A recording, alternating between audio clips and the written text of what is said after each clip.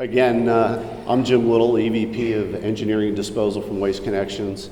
Before I get started, I just wanted to take a few moments to thank people here, Waste 360 and EREF. I know there were some tough decisions to decide to have this conference 2 or 3 months ago as Omicron was creeping up on the rest of the country. I would say by unanimous decree, the folks here last night thought that we should all be here. And again, I applaud the two entities for having this event. I'd also like to thank my corporate team for helping me pull together this keynote and some of the slides and information, and the rest of the Waste Connections team that's here that executes and makes all of these things happen day in and day out. So as Brian said, I've been at Waste Connections for 22 years as a post-collections executive. Before that, I was at Waste Management and Chambers Development Company in a variety of engineering and operating roles. I was fortunate to get into the industry at a time of great change, right? It was when Subtitle D was coming and Title V was being fleshed out. And, there's been no greater opportunity or change in the industry since that time, since the late 80s into the early 90s. Folks in this audience, Greg Sikander, Dave Vladeck, Kurt Shaner, all came into the industry at the same time. I've got to say that my friend Steve Menoff reminds me that he got in before all of us. That's Steve up on top. Steve, when the 70s get here, you're going to get fired for safety violations. And when you think back 36 years, you wonder where Brian Staley was. Well, Brian wasn't yet ready for prime time, but what a cute little guy, right? No, seriously. So, look, this keynote comes on the heels of a great speech by Tara Hemmer from Waste Management just 2 years ago, where Tara talked about the forces that were driving regionalization, not just in the landfills, but in the way that waste is managed. She talked about the influences of climate change, and particularly what Waste Management was doing around its ESG initiatives. Since Tara gave that speech, assets under management for ESG-related funds have increased from $1.6 trillion to $4 trillion and continue to grow as we speak.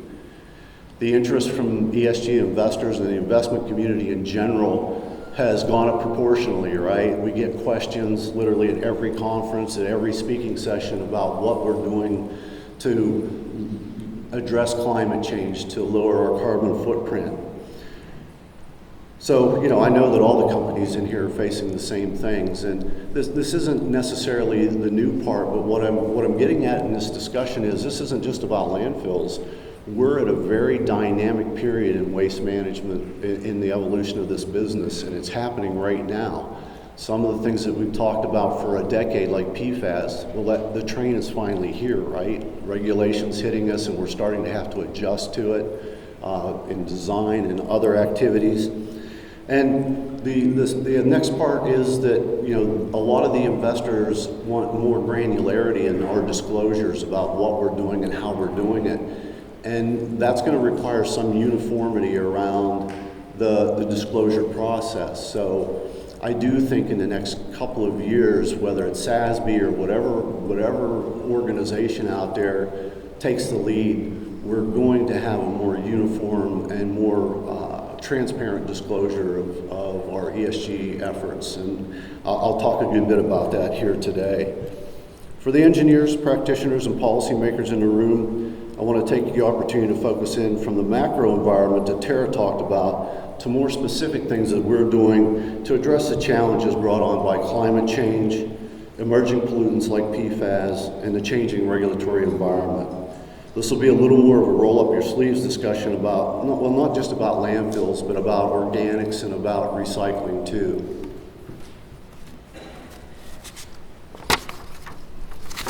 For the newer folks in the audience, I don't believe there's been a more exciting time to be in the industry since the enactment of Subtitle D, as I said earlier. This slide represents, it basically shows you that in 1988, pre-Subtitle D, or when it was being implemented, there were about 8,000 MSW landfills in the United States. And literally everybody in the space was scrambling at that time to figure out whether they could re-permit the sites, reline them, redesign them, and do all the things that were necessary to comply with Subtitle D or close them.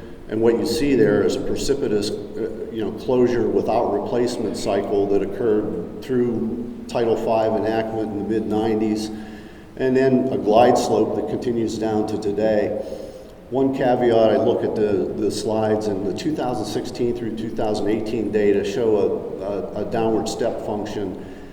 I suspect that's more of a definitional thing, and whoever was putting the data together, I really don't think that occurred in the industry, but we're somewhere between 1,200 and 1,800 landfills, MSW landfills in the United States, depending on how you want to define it.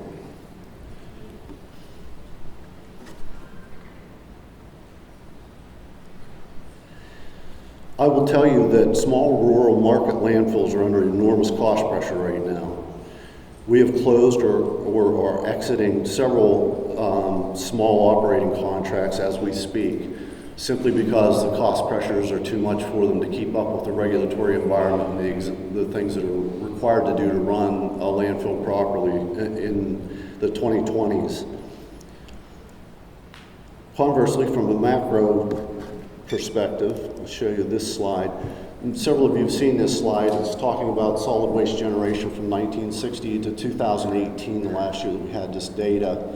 And what you see is in the gray bar in the middle, the amount of waste disposed really hasn't changed much in the last 30 years. But what has changed is the number of landfills, which again is the regionalization that Tara was talking about 2 years ago. So while recycling has closed the gap from the increase in solid waste generated, the amount disposed in landfills has been very consistent through time and remains so. Again, this is all happening at a time when permitting new airspace is becoming more and more difficult, when environmental justice issues are starting to rise up and become an encumbrance to developing new landfills. So it's an interesting trend, and we'll talk about that a little bit more as I get further along here. But more recycling is a good development. So a few years ago, Waste Connections started to seriously evaluate our carbon footprint with an eye towards minimizing that footprint in our carbon emissions. This next slide shows our 2020 carbon footprint. And the very telling thing here is that the blue that you see, the dark blue, is our Scope 1 fugitive emissions, and that's 83% of our total carbon footprint, which was 6 million tons of CO2 equivalent. Only 16% came from our diesel fleet and from the heavy equipment that we run in our landfills and in our transfer stations and other facilities. I'm using this, to demonstrate that, when we were considering how to lower our carbon emissions, a lot of people, and investors in particular, ask us why we don't do more with our CNG fleet. And the answer to that comes out here in that the low-hanging fruit is clearly on the fugitive landfill side. And I'll get into a specific model and example of how we've looked at this and how we've gone in and made significant reductions in our carbon footprint of our landfills by changing operating practices.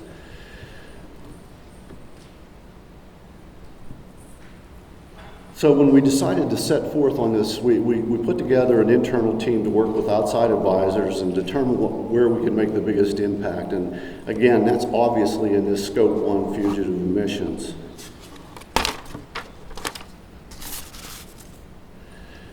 As we expected, every landfill is different. There was no one-size solution that fit all. And at points in this conversation, you may think that I'm promoting exposed membranes. In a way I am, but not so much. It's really a financial, a fiscal decision that involves the best use of our capital. Our efforts over a couple of years, yielded an 8% reduction in our Scope 1 emissions, even as our volumes disposed and number of landfills went up. Our initial efforts were certainly targeted at impactful options. So what I'd like to do is start to walk through an example of how we did that. And the first is an exposed membrane slide at our Seneca Landfill in upstate New York. This is one of the biggest landfills in the country. We went in, probably I think we acquired the site in 2016 and immediately embarked on trying to ascertain where we would final close areas or final cap areas that had settled and put these geomembranes in where we had gas systems. Second slide is a similar slide of another slope at the site, but you can see the effect of having the exposed covers on there and the gas system.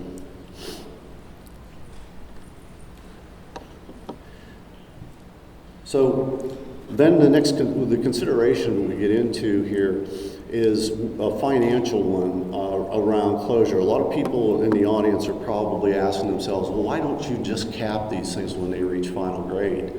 And the answer to that is that in many, many cases, and Seneca is a great example, we have a waste column that's 250 to 300 feet thick. That waste column will settle 20 to 30 or 40 feet over 2 to 5 years post-closure, and putting that cap on oftentimes results in us having to peel the cap back off to either retrofit and fix it or to refill the area that we had gained the airspace in. So this next slide, this is our Jed landfill in Florida, and one of the collateral benefits of the exposed geomembranes is limitation of leachate from stormwater intrusion. This landfill sits south of Orlando and gets roughly 60 inches of rainfall a year. These membranes have helped reduce the amount of leachate, control odors at the site, and helped our gas system in that, the soil covers down there are extremely silty and sandy, and we were really unable to pull on the gas system the way it needed to be to get the gas out of the site, frankly. So these membranes have served that function. And in some cases, we've even gone into interim grades that hadn't reached final grade. This is an intercell slope, and installed them again in an effort to prevent erosion and to be able to pull on the gas system harder. Well, this gets a little trickier, both from a financial standpoint and from a practical operating standpoint, because eventually we're going to go back into that area and have to move those membranes around. Now I'm going to get into the weeds a little bit more on an example of how we deployed capital and expense to facilitate the most beneficial outcome when considering the inputs for what I'll call a theoretical landfill. Everybody's seen one of these, everybody has them. So if you look at the right side of the slide, that area has been filled, it's in post-closure, it has a cap, it has a gas system, it's settled effectively. And that side of the landfill generates about 2,000 SCFM at 50% methane and has a 95% collection efficiency because it's fully capped. Has very little air intrusion and really no leachate generation to speak of or odors and that type of sulfide emissions. Now as you move to the middle part of the model, you see the area of the third that we had just filled, and we have settling occurring there. We have a fully advanced gas system, and we have a soil cover that's adequate. It's, in this case, there's no odors or a lot of leachate generation. And, again, we'll give that a leachate or a collection efficiency of about 75%. And the methane concentration of, say, 45, because we can't pull on it too hard. We pull in what we call balanced gases. That's nitrogen and other things that have to be removed in the RNG process. I'll close the loop on that discussion a little bit later here. But this area also generates 2,000 SCFM, and again, because we're not pulling very hard, about 45% methane. And by our egrets calculus, that area, the central portion, emits 50,000 tons of CO2 fugitive emissions a year. Egrets is the EPA's greenhouse gas reporting protocol. The last third is being actively filled, as you can see, and there's no gas system there. It generates about 500 SCFM with zero collection efficiency, and according to eGrids, it emits 50,000 tons of CO2 per year. You know, if you're a landfill designer or landfill operator, the first thing you do is look at low-hanging fruit, right? So what we know is that we can reduce the fugitive emissions from this site by 25% simply by advancing the gas system into the active area and by making sure that we've got enough cover to, qualify for a reduction of about 50% collection efficiency. So therein, what we've simply done is taken 25,000 tons of fugitive emissions out of our carbon footprint. We can improve that number by using some other soil covers, and we can dramatically improve it by using exposed geomembranes. Soil covers are easy and cost effective as long as it's adequate to prevent odorous emissions. The exposed membrane is difficult because, as I said in my example earlier on JED, what you have is that you can put the membranes on, but you have to be able to move them around, and that becomes very unwieldy in a fast-moving operation, which most of these regional landfills are now. Our working decks are moving at acres per day. So the idea that you're going to put a geomembrane out there on that whole thing and try to track it and move with it is virtually impossible. And we've done it successfully at our LRI landfill up in the Northwest, but it's a process, and I wouldn't recommend it for most operators. Having satisfied ourselves that we're meeting the objectives in the active unit, we look to the recently filled back to the central third part of the site here. Again, assuming that there's no odor generation, which would drive us to make the decision to put a membrane on to prevent the odors. The next decision is, if we have RNG on site, is it worth the membranes, which might cost us $60,000 to $70,000 an acre, to enhance our gas collection and lower our balance gas equation at the plant?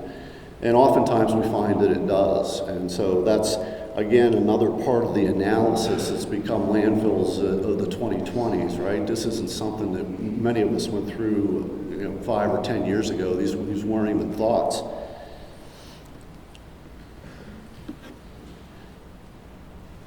There's another consideration that I mentioned briefly earlier, and this is a very important one, especially as we talk about closing the loop here, which I'll do when I start to get into the PFAS discussion. Again, this is a JED site. This is another view of the membrane that you saw on an interface slope, on an intercell slope that will eventually be filled again. But the consideration here was twofold. What we did here was we put this in to keep leachate both from breaking out and from getting into the site. Again, the site gets over 60 inches of rain a year, so it was enormously wet to the point where it was causing dysfunction in the gas system. And then the other consideration that we had here was that when we acquired this site, it was one of the 3 or 4 highest emitters under eGRIT in the United States. Now, it does 3 million tons a year of disposal, so that to some people that wouldn't be shocking. But when we really got down and looked at what was causing our eGRITS number and that emissions number, the carbon footprint of this particular site to be so high, it was an easy decision to spend several $1 million on both permanent caps and these membranes around the site, as well as advancing the gas system as I described in my little cartoon earlier. This site, we reduced the carbon footprint by 80% on a reported basis over a period of about 3 to 4 years. So it can be done. This is a great example of that.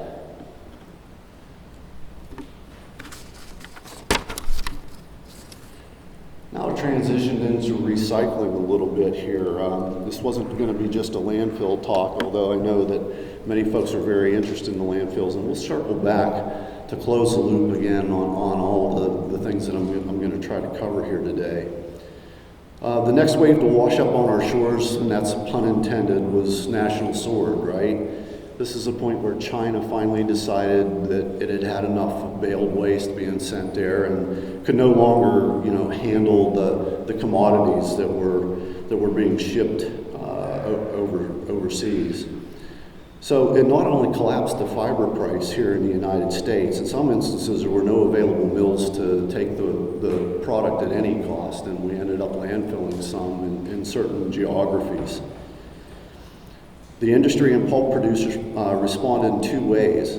The industry immediately imposed processing fees at all of our facilities to cover our processing costs and our capital costs. The pulp producers and paper mills have rushed in to fill the capacity void quite nicely. When you couple that with equipment innovation, you get where we stand today with a very investable and very robust recycling industry. We really are in a different place, I think, than we've ever been, at least in the 35 years that I've been in the business. We, Waste Management Republic, have all committed significant capital resources towards the highly automated recyclery of the future. This is an example of a robotic arm that's in use in one of our facilities. These robots are capable of picking about 2.5 times the amount of recyclable commodity that a human being can do in a quality control environment. We're upgrading many of our plants, most of our major MRFs, in fact, with both optical sorting and robotic technology as I speak, for a number of reasons, and I'll talk about some of those here in just a minute. You know, these sorters are adding value by reducing labor cost, they improve quality, they can track material by type, which is really important when you look at an EPR environment, and improve safety. You know, consider the impact of EPR for a second, extended producer responsibility. We've talked about that for a decade as a waste management industry, and now it's really upon us, and it's a very good thing, I think, for the industry because it adds a very significant stakeholder, and what we're seeing is it's resulting in markets and more recyclable products being put into the packaging industry. So again, as you try to rebundle all this, you take EPR that's happening right now, you're taking these great technological advancements that are occurring almost right in front of our eyes, and a changed business model that was a result of National Sword, and the recycling industry is really set up to be in a great place for a long time. Now I'll segue from there, I know this is a lot to chew on, so I'm trying to go a little bit slow here, but segue into renewable natural gas. If most of you have been watching the headlines lately, you've been hearing about all the interest in our space around building our own RNG plants. And so the last 18 to 24 months has had a very significant shift in our thinking about renewable natural gas from our landfill assets. For Waste Connections' part, we spent the better part of 22 years having vendors, developers build and finance those operations on our landfills, and for that we got a royalty, and in many cases we would get the added benefit of having investments in our gas system by those third parties to help boost gas production. With the trajectory of low carbon fuel standards in RIN markets today, as well as ramped up renewable portfolio standards, these projects have become attractive investments for the industry players, including us. Waste Connections and all of the major industry companies have recently announced major capital investments and partnerships for the development of significant RNG assets around their landfill fleets. An important part, and I'm trying to tie this back to membranes for just a second, as much as I'm trying not to sell membranes. An important aspect of RNG development is the quality of the gas. It often determines the capital inputs and the operating costs of the processing facility. The primary function of the gas plant is removal of balanced gases and other contaminants that are in the gas stream and in the brown gas. These can be a function of the health of the gas system and the cover system that we talked about earlier, right? You can pull harder, get a higher quality of methane, and have less intrusion, the better your cover system and the more robust your gas collection system is. And again, that ties back to our cartoon landfill that we talked about earlier and those inputs. Another point that Tara made was that landfills serve a necessary purpose in society. Even as costs to design, build, and operate the landfills increase, they're still the most cost-effective way to sequester pollutants on a large scale. Enter this little devil, and the horns aren't part of the carbon chain. They're actually added for dramatic effect here. This is PFAS, a PFAS molecule, and we've seen in print that there are somewhere between 4,700 and 9,000 different variants of this carbon fluorine chain. What makes this a forever chemical is the bond between the fluorine and the carbon is so strong that it's got a very low solubility in nature. And so what happens is that by intent, this thing's designed to resist water, right? And it's in many, many products that we have and we dispose of daily in this country. It's in Teflon pans, it's in firefighting fluids, it's in the carpets that we walk in here. So this next graphic shows some of the concentrations found in our food supply. This has been out there for a while, so it won't surprise any of you, but if you look at iced chocolate cake, it's 17,640 parts per trillion PFAS. And we're trying to clean up our effluents to a surface water discharge standard of 7 to 15 parts per trillion. So let that soak in for just a second. Everybody in this audience has some form of PF in their blood serum, in blood concentrations. Now the good news around this is that we've taken a multi-pronged approach. The regulators have started to limit the use and development of PFAS, PFO. And so in testing, the concentrations in human blood serum appears to be declining, and in certain environmental testing that's been done, although that testing is still quite limited, it also appears to be on a trend line down. Is that enough? No, I don't think so. So, again, it's taking a multi-pronged approach, but downstream in the consumer chain, we're putting the material in our landfills with the intent of sequestering it from the biosphere. My first challenge to scientists and engineers in this room is to better understand how effective landfilling is and how significant migration pathways such as stormwater, landfill gas, and leachate can be for PFAS to get out of the landfills that we have. And I know that the industry is working very, very hard on it. I know that EREF has put a lot of effort into it in the last few years with researchers, and it's really a challenge for this industry right now to be able to characterize and define how that ecosystem works.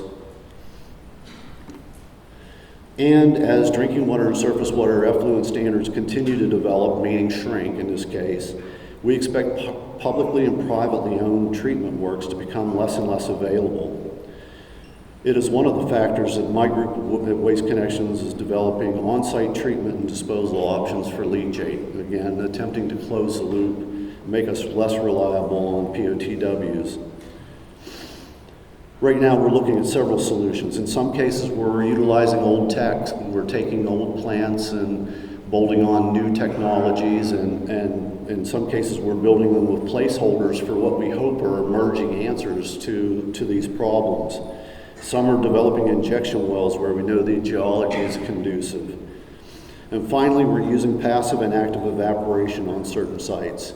This is a picture of a Skagen evaporator. We have several of these located around the country that operates in conjunction with leachate treatment and the management practices on site. What we're not doing is large-scale recirculation. That's not a solution. It's a bitter lesson learned by many practitioners in this room, including me. Now comes my second challenge to vendors and researchers here in the room. We need more cost-effective and scalable treatment technology, and we need it fast. Several entities here I know are working on that challenge, but it may not arrive at a time and scale to answer the bell for us and answer the problems that we're having.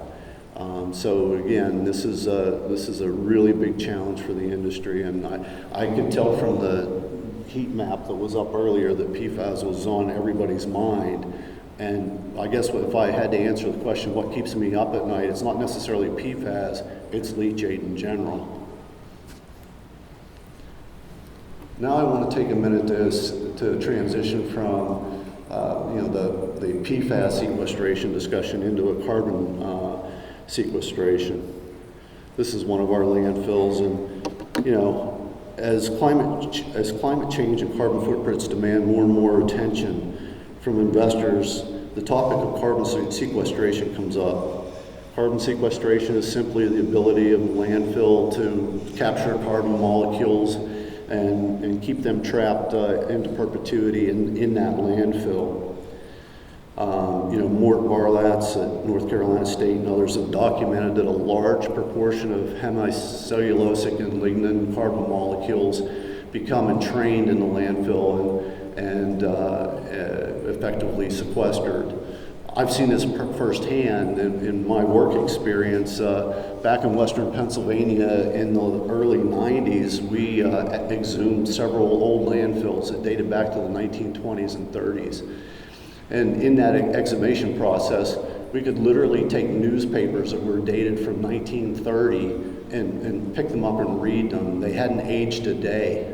It was really incredible. And other wood products that were in there looked as if they were put in there the day before.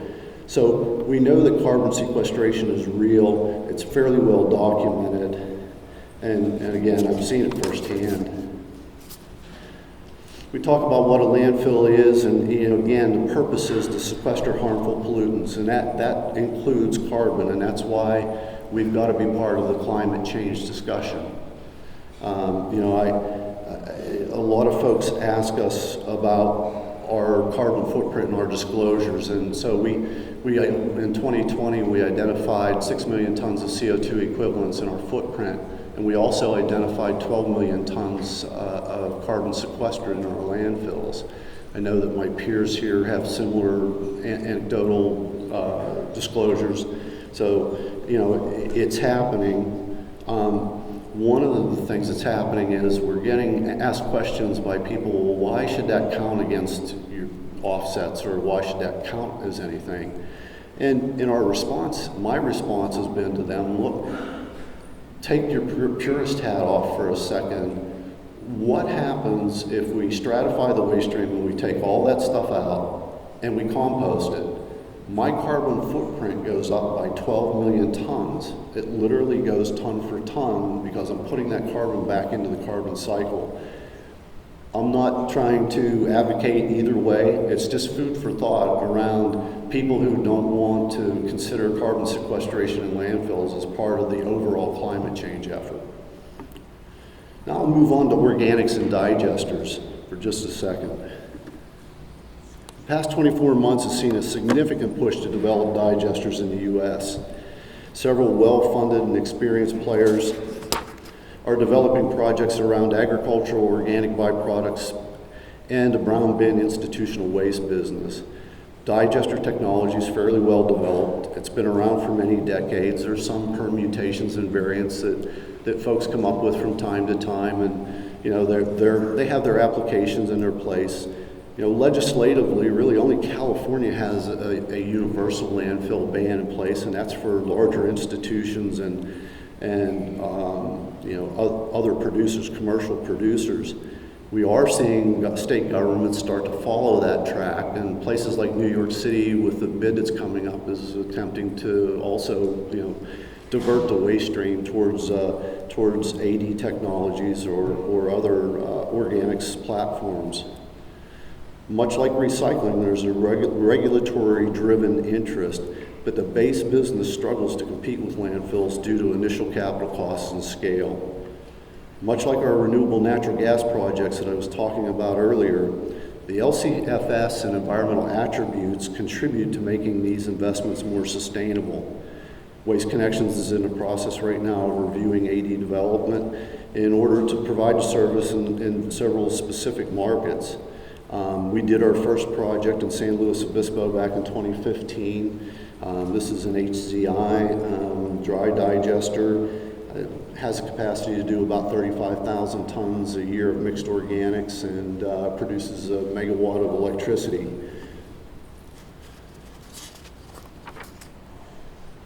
So in closing, I'll try to repackage this. I unpacked all of it, so let me try to put back a little bit of a vision of the future here. Now I'm going to warn you, the last time I tried to do this was in 1995 in Columbus at a SWANA conference. Back then I told an audience about this size that I thought landfills were going to become public utilities. So that was a serious swing and a miss. Now I'm 27 years smarter, right? So let me try this again. I think it'll continue to get harder to permit new airspace in existing sites. The implications of environmental justice and climate change regulations that are being layered on add complexity to an already very complex environment. These challenges in combination with regulatory and cost pressures will accelerate regionalization towards larger landfills. I see landfills being developed as gas production facilities, not managing methane as a byproduct, mainly through deploying synthetic covers and aggressive expansion of gas collection systems. In so doing, we'll be reducing our fugitive emissions while maximizing renewable energy from the sites, with the exciting collateral benefit that we'll be reducing leaching and odors while we're doing that. Now comes my third and final challenge. Our current methane emissions estimates are just that. They're estimates based on models that appear to have significant shortcomings. The industry needs to develop a direct measurement capability. We've recently seen satellite and drone-based technologies that are encouraging. Some have presentations here this week, and I would implore you to pay attention to them.